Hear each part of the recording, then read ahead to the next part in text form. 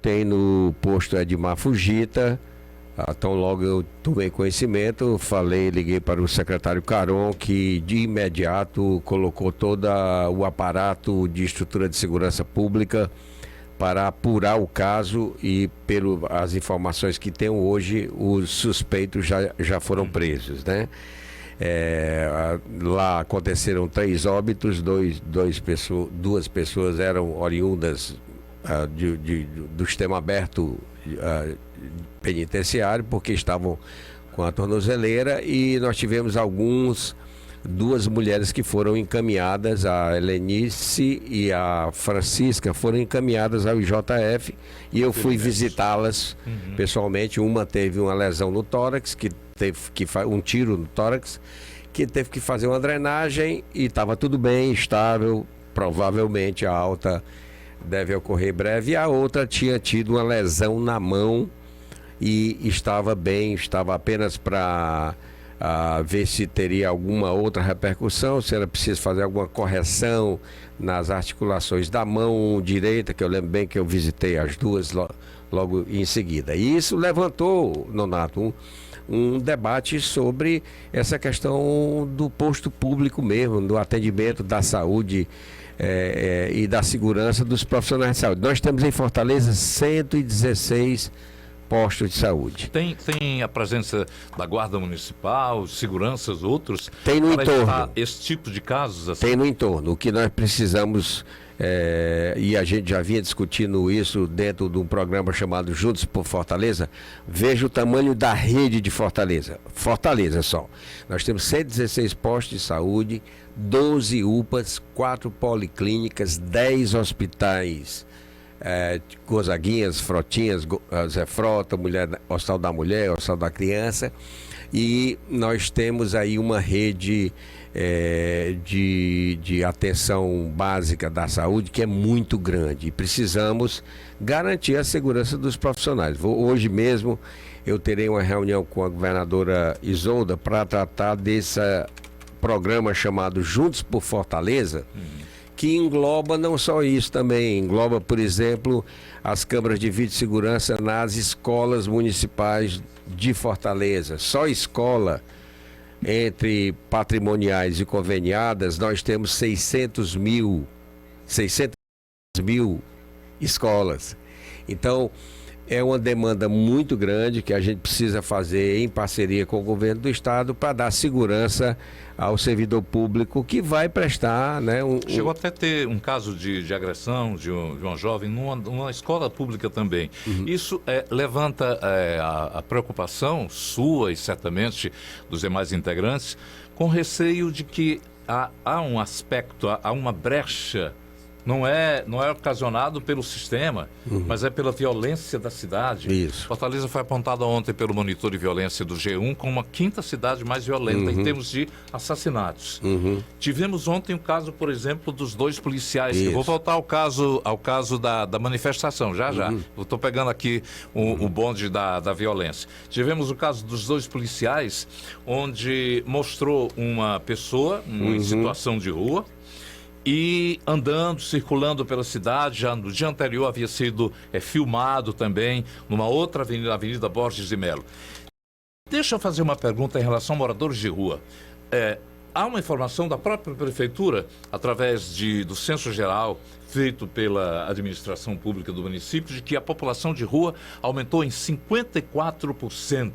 E se você andar pelas ruas da cidade, a gente nota que aumentou o número de pessoas nas ruas. A Praça do Ferreira, ali as ruas laterais próximas ali ao Hospital César Caos, o viaduto da Aerolândia não tem mais espaço para ninguém, foi tomado totalmente por moradores sem teto. Como é que a prefeitura age no caso da situação de pessoas de rua? Bom, nesse caso, nós temos feito um diagnóstico e percebemos que em um ano, nesse último ano da pandemia, aumentaram quase 1000 pessoas em situação de rua.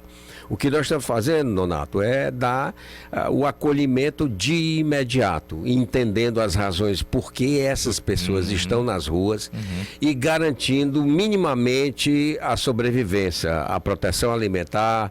Nós duplicamos o número de refeições, que a gente fornecia 1.000 almoços por dia, passamos a fornecer 2.000 almoços por dia. Tinha uma sopa que era 700 sopas. Nós aumentamos os locais de higiene cidadã, locais de acolhimento de pessoas que querem, porque tem delas que não querem sair.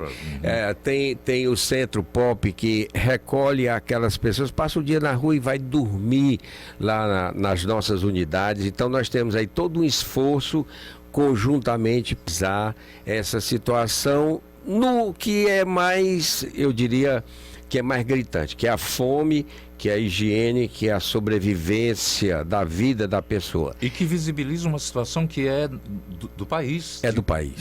Da economia. É do país, da é do país, é do país. Sabe disso, né? É do país. E, lamentavelmente, esse debate não pode fugir. Isso não é um sintoma isolado.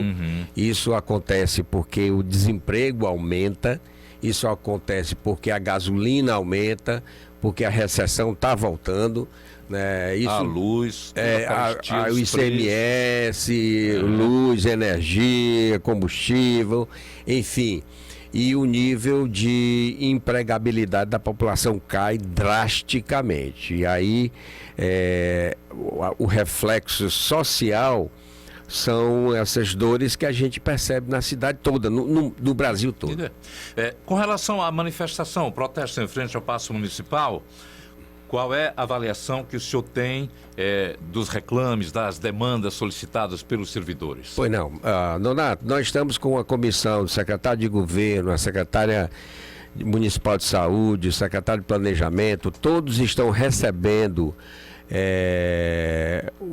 os representantes desse movimento que fala sobre educação permanente. Na época do prefeito Roberto Cláudio, ele fez uma concessão para setores de nível superior, médicos, enfermeiros, que ao invés de darem 8 horas diárias de expediente, conforme preceitua o contrato de trabalho, eles teriam 2 horas para fazer uma educação, um curso, um aprendizado, atividade não presencial.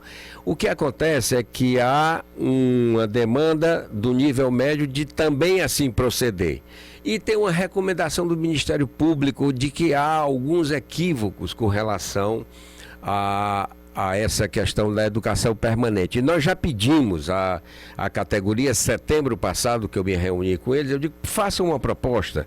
Nós queremos criar aqui um banco de horas para que a gente possa tratar a todos igualmente. Eu não posso, como gestor, contratar um servidor por concurso para 8 horas e deixar que ele trabalhe 6, porque o Ministério Público me recomenda que eu estou descumprindo a legislação.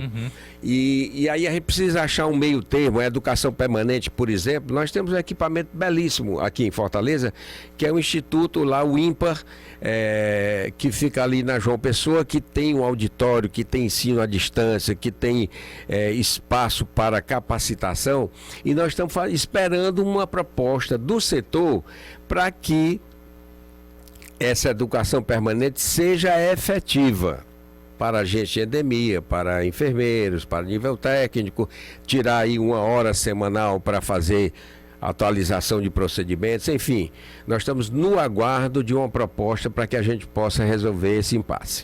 Deixa a gente mudar um pouco aqui o assunto para falar de um evento que amanhã vai acontecer, a reentrega da Beira-Mar, a nova Beira-Mar, totalmente requalificada.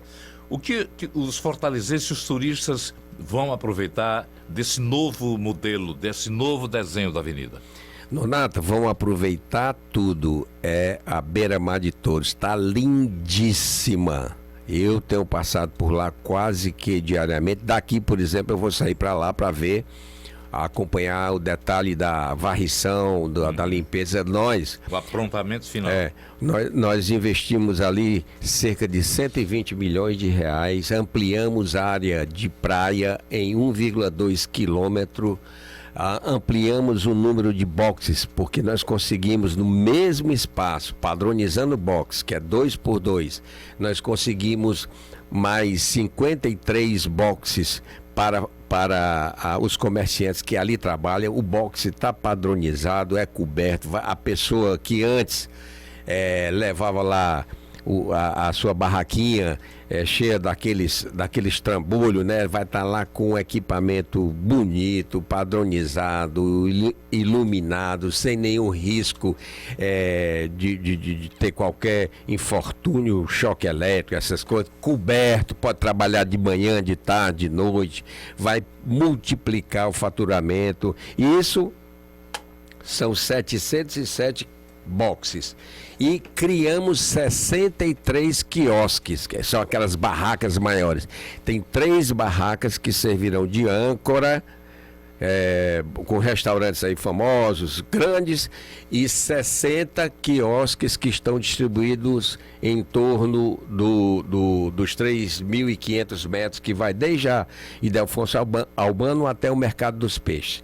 O intertravado todo trocado, a via paisagística, o plantio de árvores. É uma preocupação de muita gente que quando acompanha a nova fotografia, não vê muitas árvores, mas está sendo agora já feito. Programação Fizemos, Nonato, uma licitação para 5 mil árvores que custou 9 milhões e 400 mil reais. E plantamos 100 árvores lá na beira-mar. Você vai ver a diferença. 100, dá 5 mil. As 4.900 restantes nós vamos plantar na periferia da cidade. Você vai ver daqui a pouco tempo Fortaleza completamente diferente. Então, a beira-mar, além disso, tem o skate park, que era uma reivindicação da garotada que passeia por lá. Nós temos lá 1.434 permissionários que estão recebendo uma padronização da sua jaqueta. Quem vende água de coco está ali com a sua jaquetinha. Vai ser reconhecido, vai ser realmente caracterizado para não haver mistura. Eu diria que a requalificação é um grande reordenamento urbano com ampliação do número de quiosques e boxes, com ampliação da faixa de praia, com o acréscimo do skate park, com o acréscimo da via paisagística, das ciclovias. Eu não tenho a menor sombra de dúvida que será a orla mais bonita do Brasil. Deixa eu perguntar aqui, um projeto Mulheres Guerreiras? Nossas guerreiras. Pronto, a nossa ouvinte e internauta Cláudia Maria está dando bom dia. Nonato, gostaria de fazer uma pergunta ao prefeito Sarto. O projeto Mulheres Guerreiras, que foi tão divulgado. Eu fiz o curso e nada de crédito. Então gostaria que ele desse uma resposta sobre... Está aguardando o crédito. Crédito de quê? É o seguinte, esse programa é uma parceria entre o governo do estado e a prefeitura, onde o governo do estado nos deu 50 milhões de reais e nós temos 5 milhões de reais, nós temos 55 milhões de reais para dar microcrédito para mulheres chefes de família, até 3 mil reais. Elas fazem um curso de capacitação lá na Secretaria de Desenvolvimento Econômico e depois da capacitação elas colocam a sua atividade econômica, vão ser supervisionadas, treinadas, orientadas, e eu recomendo a Cláudia, que está nos ouvindo, que procure o secretário Rodrigo Nogueira, que é o secretário de Desenvolvimento Econômico. Inclusive ele tem até o Instagram dele, ele responde o Instagram dele, mas se quiser vá na secretaria e procure o secretário Rodrigo Nogueira, que ele deve ter a resposta, porque exige-se um cadastro, uma capacitação, a liberação do crédito e uma contínua orientação da execução para pagar 6 meses de carência, 30 parcelas sem juros. Ok. Uma das perguntas que mais foram feitas aqui durante os últimos tempos, vou dizer aqui dos últimos meses, dos 2 meses, com relação à situação da malha viária da cidade. O senhor fez um anúncio de um projeto que vai recuperar em 100 dias. Esse prazo continua mantido? Continua mantido e com muita razão a população de Fortaleza tem reclamado da buraqueira, por conta da quadra chuvosa. Donato, nós tivemos 40 dias, não é desculpa, Mas nós tivemos 40 dias... Chuvas intermitentes, né? Chuvas ininterruptas. Todo dia. Chovia um pouquinho, mas chovia. Chovia também. 2 dias nós tivemos a quebra do recorde de como é que chama? Índice pluviométrico. 2 dias. No dia que alagou lá a comunidade Saporé, na Vajota, choveu, a última vez que tinha chovido tanto assim, tinha sido em 1973. Então, para uma comunidade que vive numa área de risco, eu sobrevoei de helicóptero a região, a governadora estava no interior, me ligou e disse, olha, Sarto, nós estamos aí juntos, sentamos, fizemos o projeto e estamos 100 dias recuperando 1.200 vias. As 90 primeiros são aquelas que têm o trânsito do transporte público.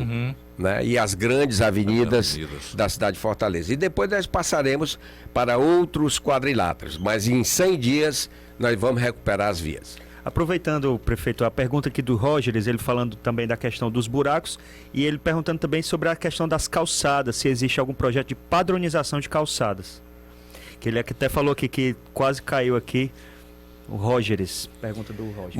Muito bem, Yuri. O Rogers faz uma pergunta que é muito importante. Ontem eu tive do Zé Frota para visitar essas 2 pessoas que tiveram o infortúnio de pegar uma bala perdida nesse lamentável ocorrido. E sabe que o Zé Frota está recebendo muita gente por queda da mesma altura. E o que a gente já vem há cerca de um mês desenvolvendo com a MC, aquela travessia segura, a altura da calçada, da calçada que faz uma rampa, porque não é a modernidade. Antigamente se fazia uma calçada, meio fio, levantava, e aí a quantidade de acidentes que tem sido causados, porque você tropeça, às vezes você está no celular, está olhando, está uma coisa no outro, e o desnível é uma das razões porque nós temos esse número percentualmente crescente de quedas aqui em Fortaleza. E esse é um trabalho que está sendo feito calçada segura junto com a MC.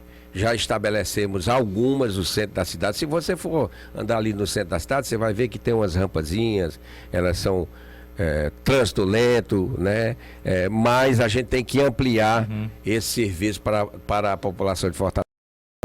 Há 3, 4 anos eu fiz uma provocação ao prefeito Roberto Cláudio, quando ele estava fazendo uma campanha de tapa-buracos, e eu disse, o senhor passou, por exemplo, em alguma rua que notou que a qualidade do asfalto não estava sendo condizente com o serviço? E ele disse, tem serviço porco, ainda me lembro que a palavra que ele utilizou, tem serviço porco, e citou a Avenida da Universidade, que é um de grande tráfego. Eu lhe pergunto, que tem gente ouvinte aqui reclamando da questão da qualidade desse asfalto. A prefeitura faz uma avaliação? Faz sim. O secretário João Pupo, que é um especialista da área, tem feito cobranças. E aqui e acolá aparece, como tudo na vida, tem uma empresa que faz o serviço que não é para fazer. São várias empresas, não é apenas uma, não? Não. A gente tem algumas empresas, até porque nesse período de quadra chuvosa, e daqui para frente, muitos estados compram o substrato, né, de várias empresas, então isso tem sido uma dificuldade, mas tem empresa realmente que é chamada, tem que refazer o serviço e lamentavelmente ocorre, mas na média nós temos tido retorno positivo, porque a gente pede, o secretário João Pupo, o ex-secretário Samuel Dias, que é da infraestrutura, já tem uma experiência muito grande, já conhece e tem know-how para exigir qualidade, porque é preciso que essas empresas façam de acordo com o contrato que a gente assina. Porque muitas vezes a pessoa passa o asfalto e não há uma compactação correta. O primeiro carro que passar, ela já vai deixando, vai baixando realmente o asfalto. Vamos falar um pouquinho aqui do ano 2022. O senhor assumiu a prefeitura em plena pandemia, com muitos desafios, como vacinar a população. Há uma campanha de vacinação contra sarampo que o Ministério da Saúde confirma pouca adesão e está lamentando que ela vai até junho, 9 de junho, se não me falha a memória. Aqui em Fortaleza há sempre um incentivo, melhora a adesão em relação a outras capitais? Fortaleza é uma das cidades que tem uma rede de vacinação bem capilarizada. Por isso é que nós conseguimos vacinar contra a Covid muito celeremente. Mas, Nonato, você faz uma observação que é importante. As pessoas têm que lembrar que não existe somente a Covid, tem o sarampo. E o sarampo é uma doença grave se acometer crianças naquele período sensível da sua vida. Então é importante que as mãezinhas procurem o posto de saúde com a caderneta de vacinação, marcando, agendando e fazendo a vacinação das suas crianças. Os idosos atender a partir de agora de 60 anos, isso, não precisa mais nem agendamento. Isso, né? Isso. Nós já com tudo isso, com todo esse sofrimento que nós já passamos, nós já adquirimos alguma traquejo, né?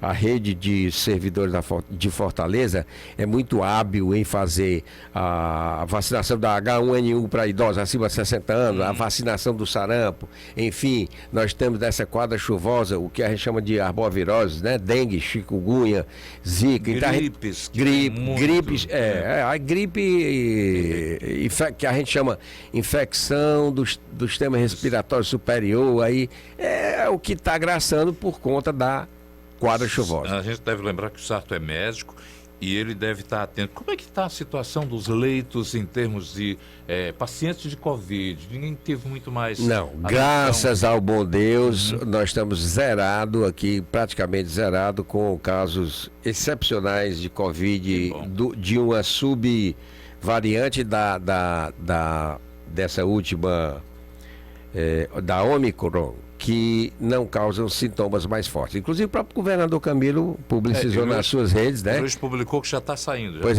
o teste negativou, graças a Deus. Então nós estamos num ano em que realmente a coisa melhorou. A sua gestão também se capacitou para passar pela pandemia sem maiores sustos, né? Pegamos aí, desde o dia 4 de janeiro que assumi, logo a segunda onda, a variante era a Delta, aquela que atingia mais jovens, passava mais tempo internado, precisava de mais insumos, precisava de mais recursos, mas estamos conseguindo, graças ao bom Deus aí, atravessar toda essa, olhar para trás, estamos aqui todos vivos, bem de saúde, graças a Deus.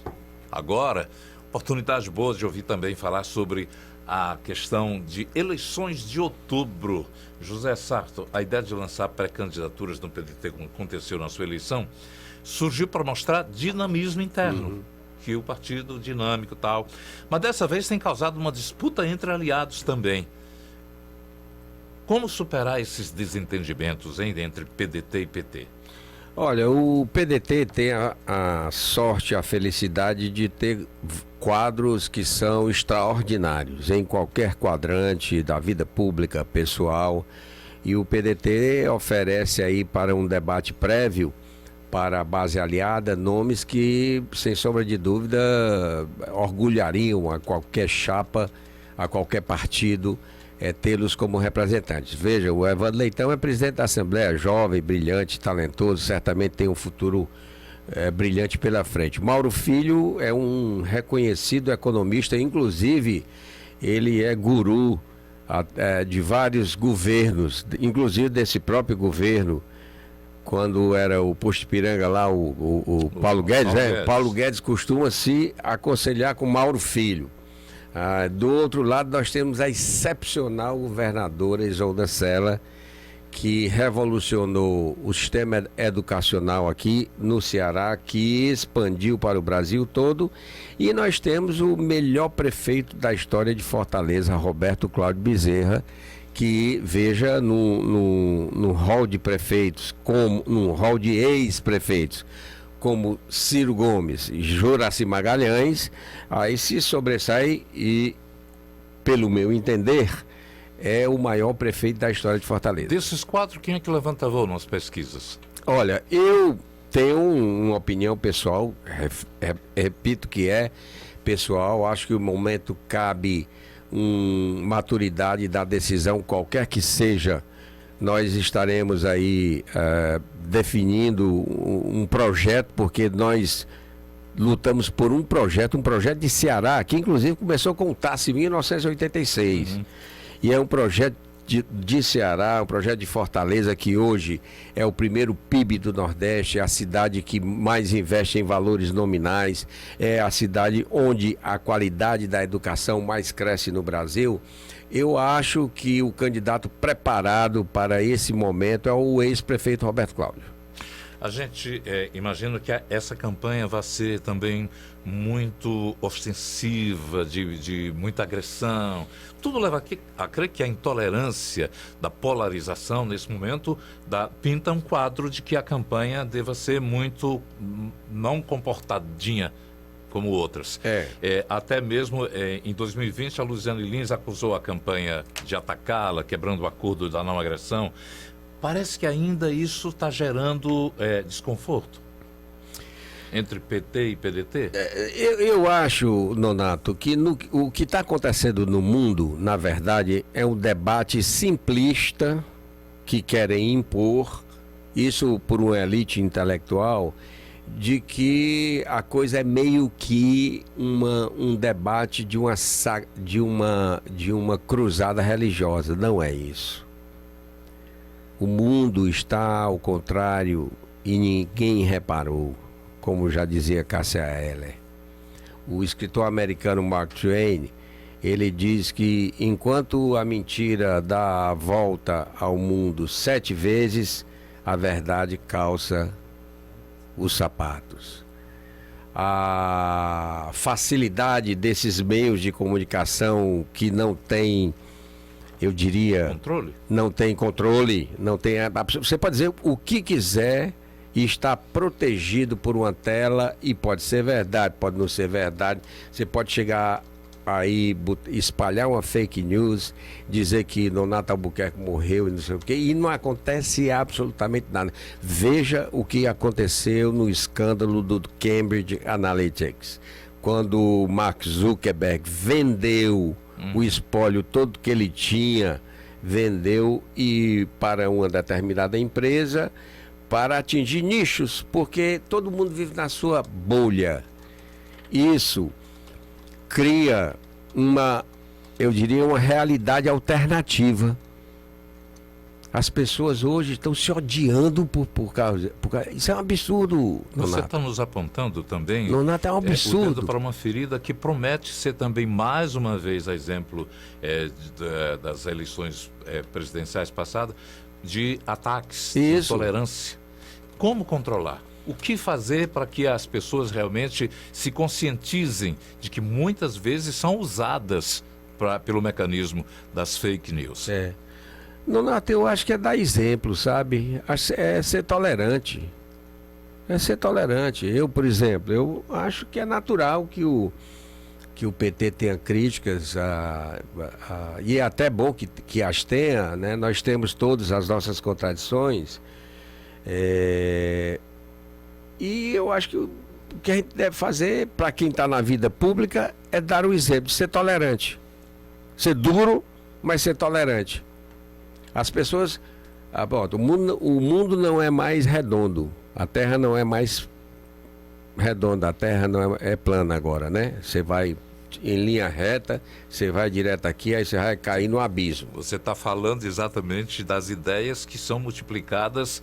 Estou falando de um exemplo. Sim, tá dando que se você exemplo. pega qualquer professor de física, você pega aqui e vai falar sobre isso, aí as pessoas radicais dizem, me prove, então, me prove que essa caneta é cinza. Gente, tá certo que a ciência, como tudo na vida, é mutável. Só tem uma coisa na vida que não muda. A burrice. A burrice é estática. Você voto é secreto, mas você é um homem que a gente pode também verificar numa conversa que terá seu voto para presidente do candidato Ciro Gomes. Isso. No segundo turno, se ele não chegar ao segundo turno, para onde vai seu voto? Eu não trabalho com exercício de futuro, até porque acho que nesse exercício de futuro você consolida uma tese de bipolarização que não é saudável para o Brasil. O que todo mundo quer?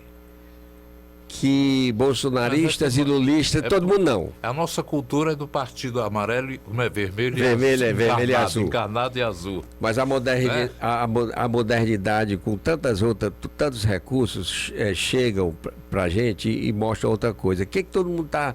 O que lulistas querem e bolsonaristas querem? Que fique só neles, no debate polarizado entre duas propostas. Mas existem outras propostas. A gente precisa, pelo menos isso, né? No primeiro turno, a gente precisa pensar que não é uma cruzada religiosa, que não é aqui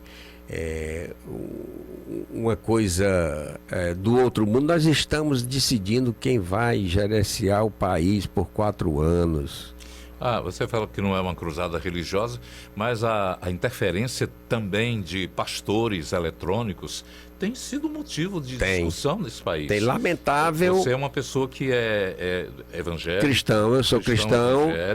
E é lamentável que as pessoas não percebam ou se deem se prestem a esse serviço, que o Estado é laico. O Estado não tem religião, não deve ter. Muito bom. Não deve ter.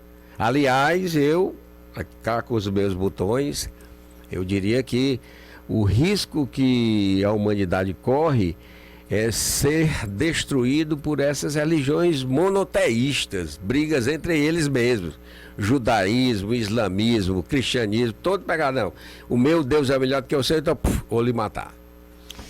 A gente conversou aqui com o nosso prezado prefeito, Sarto. Tem uma pergunta chegando aqui. Cadê a Marion? Ela vai participar? Vai participar da campanha desse ano? A Marion vai participar da campanha. Ela, no nosso processo de separação amigável, ela ficou com a mãe, mas na campanha majoritária, a Marion votará no 12.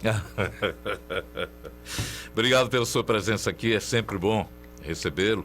Desejando boa sorte na continuidade do projeto que você tem para essa Fortaleza cidade. Obrigado, Donato, obrigado, Yuri, um abraço a seus ouvintes aí, pedindo aí que vocês sempre nos ajudem com as suas boas críticas e sugestões para que a gente possa fazer dessa Fortaleza uma Fortaleza cada vez mais justa, humana e inclusiva. E de todos.